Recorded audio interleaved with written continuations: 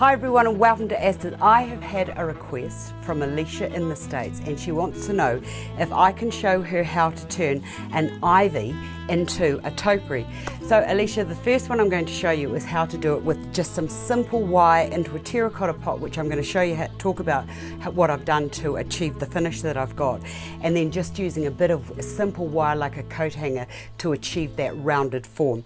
Right, the first thing that you need to do to make your container is, I've just got a terracotta saucer here, and then you could put one a bit bigger like I've done on like this on top of that. This is for another project, so I'm just going to cheat the system.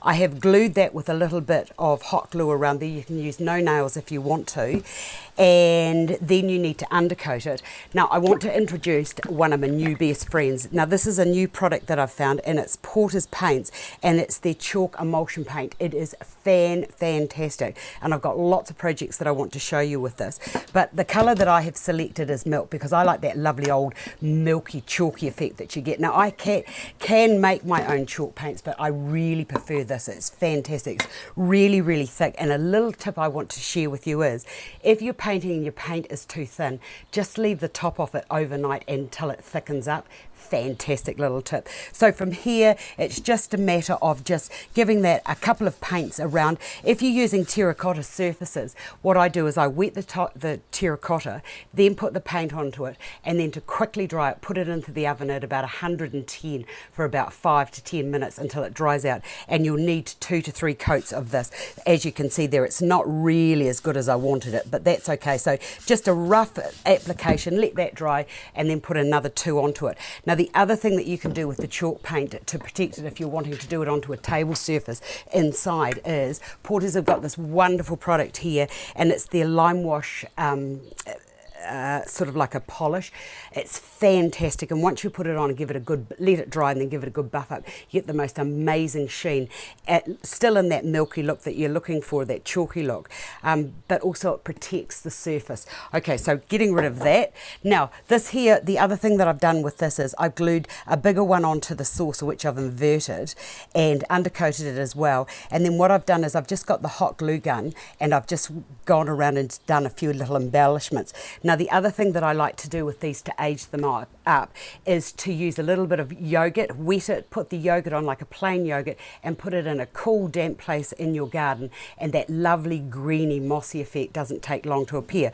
Right, into here I've got some soil, and I'll just get my ivy. And very carefully, when I selected this one too, I made sure that it had nice long trails on either side so that I can wind and manipulate those into the shape that I want. Right, turning that over very carefully. I don't want to destroy this. Just give that a wee shake. And then I like to just get in here and just separate those roots out just a little bit. Right, push that down into there. And then I've got some more soil. Where did I put the soil? Oh, the soil was there a minute ago. Now I don't know where I put the soil. Oh, here it is. Oh, sorry about that. This is what happens when you're not seriously prepared, but it's a bit hot here today. Right, put the soil into there, and as I have said on many occasions, just as a little bit safety precaution, once you open this, wear a mask when you are opening your bag of any kind of potting soil, and let it just breathe away on its own. If you have a lung condition or you're not very well, just make sure that you are fully covered with gloves, etc. on, so that none of those little microorganisms that are in the soil, i.e. like Legionnaire's disease, doesn't affect you. Right, putting that down to there, and then I'll just go around and I'll just give that a wee push to make sure that that is quite firm in there. Getting rid of that because I don't want that. Whoops, a bit messy today here at Astar's place. Get rid of that and wipe that surface down. Right, from here, and don't worry about any dirt getting around the sides because this is going to be sitting outside anyway, so it doesn't really matter. Right, getting yourself a piece of, I like to, here in New Zealand we've got this great saying, you can do anything with a piece of number 8 fencing wire. This isn't quite number 8 fencing wire because it's just a bit too heavy for me to use, but this will do for now. Right, get it to the length that you want, or the circumference or of the circle that you want, and then around here just need a few little prongs to push that down like that, and then straighten that up, and then very carefully go through the plant and push that down and into there. Right, now we have a structure and a base in which to work.